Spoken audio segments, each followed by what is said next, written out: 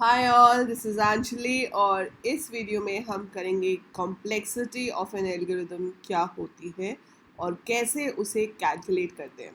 So I gave you a basic introduction in the last video जहाँ पर हमने ये देखा था कि टाइम एंड स्पेस कॉम्प्लेक्सिटी का क्या मतलब होता है and how there is a trade off between time and space, right. So अभी मैं आपको ये बताऊंगी कि कॉम्प्लेक्सिटी का एग्जैक्टली क्या पर्पस है कैलकुलेट करने का और किस तरह से हम उसे कैलकुलेट कर सकते हैं। We have three different notations that is called omega, theta and big O notation. इन सब का क्या मतलब होता है, we will be discussing all that in the video. So watch the video till the end to understand properly कि ये क्या नोटेशंस हैं और इन्हें कैसे कैलकुलेट किया जाता है, right. So before we start with the different type of notations, so complexity of an algorithm हमने जैसे कि डिस्कस किया था लास्ट टाइम कि दो तरह की कॉम्प्लेक्सिटी होती है, स्पेस एंड टाइम। हम जो वर्क करेंगे we will work on the time complexity. So मुझे अगर टाइम कॉम्प्लेक्सिटी कैलकुलेट करनी है यहाँ पर, so I am going to assume कि हर स्टेटमेंट जो एग्जीक्यूट होगी that will take the same amount of time, let's say 1 nanosecond. So I am assuming कि जो भी स्टेटमेंट मेरे प्रोग्राम में एग्जीक्यूट हो रही है that is going to take 1 nanosecond, right? Now अगर आपने यहाँ पर स्टेटमेंट लिखी है a is equal to 8, b is equal to 9 and then c is equal to a plus b, so अगर आपसे पूछा जाता है इसकी टाइम कॉम्प्लेक्सिटी क्या है, so इसकी टाइम कॉम्प्लेक्सिटी क्या होगी 3, because there are three statements. अगर ये 1 नैनो सेकेंड में हुआ, ये 1 नैनो सेकेंड में हुआ, ये 1 नैनो सेकेंड में हुआ, so it is 3, so it's a constant. So normally हम कॉम्प्लेक्सिटीज़ को कांस्टेंट वे में कंसिडर नहीं करते हैं क्योंकि कोई भी प्रोग्राम ऐसे कांस्टेंट कॉम्प्लेक्सिटी नहीं देता है जो एक्चुअल एल्गोरिदम्स होते हैं उसमें। सो या तो आपके पास उसमें लूप्स होते हैं या रिकर्शन होती है साथ, सो दैट कि हम अच्छे से डेटा को प्रोसेस कर सकें। So with help of loops and with help of recursion, function calls and all, आपकी कॉम्प्लेक्सिटी कैसे कैलकुलेट होती है, that is what we are going to do today. So उसको स्टडी करने से पहले आपका कोई भी एल्गोरिदम हो वो थ्री स्टेजेस में होता है, मतलब थ्री तरीके की इनपुट उसको मिल सकती है जिसके अकॉर्डिंगली वो रिजल्ट देता है। एक होता है बेस्ट केस, ठीक है, एक होता है हमारा एवरेज केस और एक होता है worst case. So any algorithm could be in any of these three cases. अब इसका मतलब क्या, हम एक सिंपल सा एग्जांपल लेते हैं एल्गोरिदम का जो कि एक लिस्ट ऑफ वैल्यूज़ में एक नंबर को सर्च कर रहा है, ठीक है। आपने सी पढ़ी हुई है ऑब्वियसली क्योंकि हम डेटा स्ट्रक्चर जो है वो सी में शुरू करना चाहते हैं, तो आपको सी या सी प्लस प्लस में से कोई एक लैंग्वेज आनी चाहिए। सो इफ़ यू नो सी, आपने एरेस किए हैं सी में, उसके अंदर हमारे पास एक टेक्निक होती है लीनियर सर्च, जिसमें आपको एरे के अंदर एक वैल्यू को सर्च करना है। तो उसमें होता क्या है कि जैसे मेरे पास ये 5 वैल्यूज़ हैं, अब मुझे इसके अंदर एक नंबर को ढूंढना है, ठीक है। तो मैं चेक करूँगी क्या वो नंबर इस पहले नंबर, मतलब क्या वो 8 के इक्वल है। अगर नहीं है तो मैं चेक करूँगी क्या वो 7 के इक्वल है, नहीं है तो क्या चेक करूँगी 5 के इक्वल है। जहाँ मुझे इक्वल मिलेगा I will stop, but otherwise I will keep checking.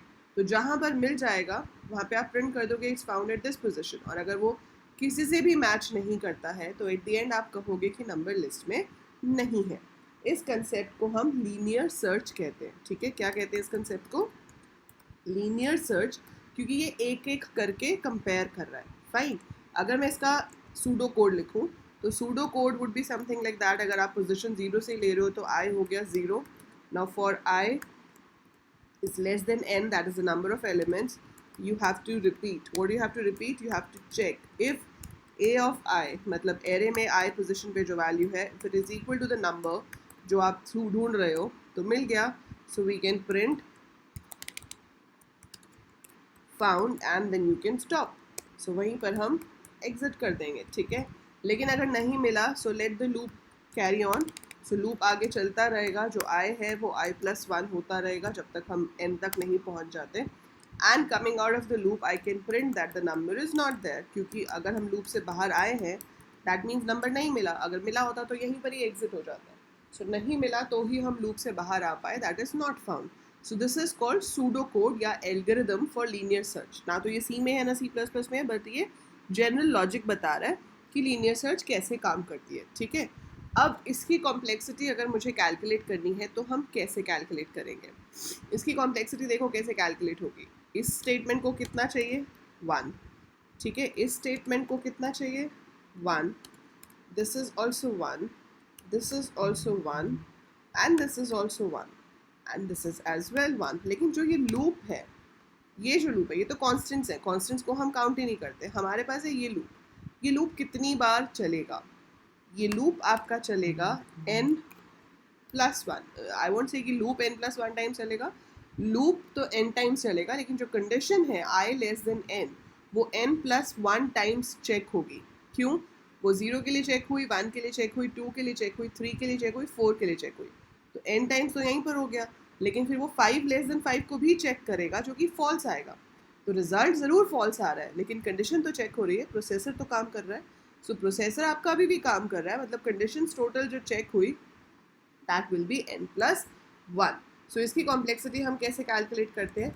ये स्टेटमेंट लूप के बाहर है तो ये एक ही बार होनी है, ये भी लूप के बाहर है तो ये एक ही बार होनी है, तो ये तो 1+1 हो गया, प्लस n इंटू ये कितना है 1 2 3 4, सो समथिंग लाइक दैट। सो जितनी भी स्टेटमेंट्स लूप के अंदर होंगी वो इतनी बार चलेंगी, प्लस एक बार वो कंडीशन जो एक्स्ट्रा चली जहाँ पे फॉल्स आया।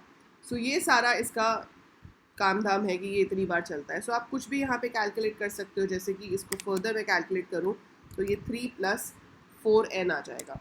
लेकिन हम कॉम्प्लेक्सिटी 3+4n नहीं लिखते, हम कॉम्प्लेक्सिटी क्या लिखते हैं? ON। जो ये पॉलिनोमियल कॉम्प्लेक्सिटी आती है उसमें आपको वेरिएबल की हाईएस्ट पावर लेनी होती है, तो यहाँ पे हाईएस्ट पावर n है, सो इसकी कॉम्प्लेक्सिटी क्या होगी? ON। अब ये O क्या है? This is big O notation. हमारे पास दो और नोटेशंस होती हैं, theta and omega. I will just show you what that is, but हम नॉर्मली कॉम्प्लेक्सिटी बिग O में लिखते हैं। सो इसकी कॉम्प्लेक्सिटी हो गई ON। अगर बाय चांस आपके पास ऐसा कोड होता जहाँ पे नेस्टिंग ऑफ लूप्स होता और अगर स्क्वायर या क्यूब आ जाएगा एक का, तो फिर वो कॉम्प्लेक्सिटी होगी, वो भी मैं आपको शो करती हूँ कैसे। But is this clear? ये लीनियर सर्च की कॉम्प्लेक्सिटी कैसे कैलकुलेट हुई? तो आपने यहाँ से n उठा लिया। अब आपने सॉर्टिंग एल्गोरिदम्स अभी नहीं करे हैं, बट मान लो मैं एक नॉर्मल नेस्टेड लूप लगाती हूँ, जैसे C में हम एक लूप लिखते हैं for i is equal to 1, i less than equal to n, i plus plus, ठीक है। इसके अंदर मैंने फिर से एक लूप लगा दिया, j is equal to 1, j less than equal to n, j plus plus. अब इसके अंदर कोई भी स्टेटमेंट है, तो अगर देखा जाए तो ये वाली जो स्टेटमेंट है वट एवर इट इज़, ये स्टेटमेंट कितनी बार चलेगी? आपका ये जो लूप है this will work for n times, condition n+1 check होगी, बट लूप कितनी बार चलेगा? n times. और हर एक बारी के लिए ये अंदर वाला लूप फिर से n टाइम्स चलेगा, मतलब n क्रॉस n। सो यहाँ पे जो ये वर्क हो रहा है that is n cross n cross 1 which is n raise to the power 2। तो इसकी कॉम्प्लेक्सिटी क्या आएगी? ON²। तो अगर आपके पास नेस्टिंग ऑफ लूप्स है और दोनों लूप्स n की किसी वेरिएशन में काम कर रहे हैं तो कॉम्प्लेक्सिटी n² होगी। पर अगर मान लो कि आपका जो पहला लूप है वो n टाइम्स होता और दूसरा लूप m टाइम्स होता, लाइक यहाँ पर ये होता m ना कि n, तो आपकी कॉम्प्लेक्सिटी होती n cross m। So complexity would be n cross m, ठीक है। यहाँ पर n और n अंदर थे तो ये n² हो गया। और दूसरी ऑप्शन क्या है कि आपके पास एक लूप है ये फॉर वाला, फिर ये यहाँ पर नहीं है, ये इसके बाद है। ये क्या हो गए? Parallel loops. फर्स्ट लूप खत्म होगा, उसके बाद सेकेंड लूप शुरू होगा, ठीक है। सो ये अगर है n और n है तो n plus n is 2n, complexity अभी भी क्या रहेगी? ON। बट अगर आपके पास यहाँ पर n और m होता, लाइक ये होता m और वो ऊपर वाला है n, तो कॉम्प्लेक्सिटी हो जाएगी n plus m। So this is how we calculate the complexity. हम आगे जैसे जैसे एल्गोरिदम्स करेंगे मैं आपको और कैलकुलेट करके दिखाऊंगी ऐसे, ताकि आपको अच्छे से समझ आए। मैं अभी आपको सॉर्टिंग का एग्जाम्पल नहीं दे रही हूँ क्योंकि आपने अभी सॉर्टिंग्स करी नहीं है।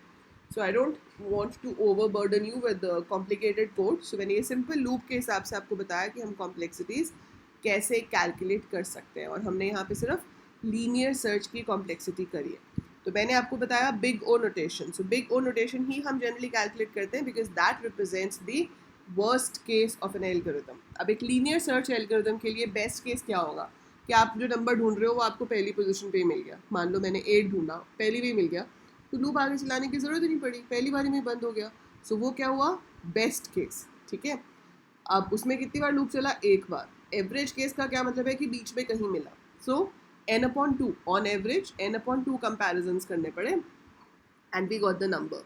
एंड वर्स्ट केसेस कि नंबर था ही नहीं लिस्ट में, आपने पूरे n टाइम्स लूप चलाया और पता चला कि नंबर लिस्ट में है ही नहीं, तो ओ जो बिग ओ नोटेशन है that represents the worst case, that's why हम बिग ओ नोटेशन यूज करते हैं.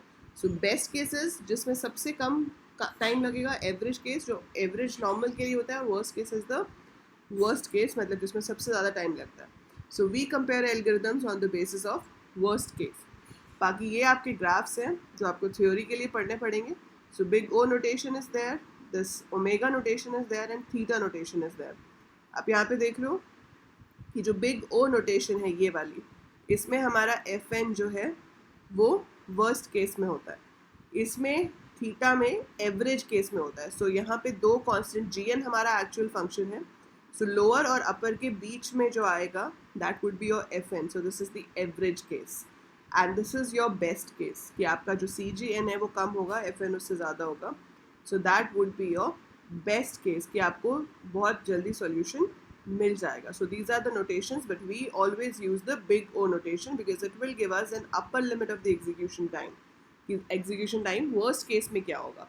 सो इसलिए हमेशा बेटर होता है to compare them in the worst case, क्योंकि बेस्ट केस में तो कोई भी अच्छा आउटपुट दे सकता है, हमें ये देखना है कि वर्स्ट केस में सबसे सही टाइम पे आउटपुट कौन सा एल्गोरिदम दे सकता है. इसलिए कंपैरिजन हमेशा बिग ओ नोटेशन में होता है, ठीक है. And this is how you can calculate the complexity. So जैसे जैसे हम आगे प्रोग्राम्स करेंगे, जैसे जैसे हम रिकर्शन करेंगे, I will keep telling you कि रिकर्सिव का कॉम्प्लेक्सिटी कैसे कैलकुलेट होगी, जैसे बाइनरी सर्च है उसमें कैसे कैलकुलेट होगी. So we will be doing, जैसे जैसे हम एल्गोरिदम्स करेंगे हम उनकी कॉम्प्लेक्सिटीज भी साथ साथ कैलकुलेट करेंगे, ठीक है. I hope this much is clear to you. Next video से I will be starting with arrays. So आप अपना arrays revise करके रखना. अगर arrays अभी नहीं आता है तो C की playlist है, उसमें जाके आप arrays revise कर सकते हो. So just revise your arrays and we will be starting with the basic operations on arrays from the next class. That's it for this one. कोई भी doubt हो feel free to write in the comments. समझ आ गया है तो like button पे ज़रूर click करना. And do subscribe the channel because it's for free and you can learn a lot on this channel related to computer science. That's it for this video. By the time I upload more, keep watching, keep learning.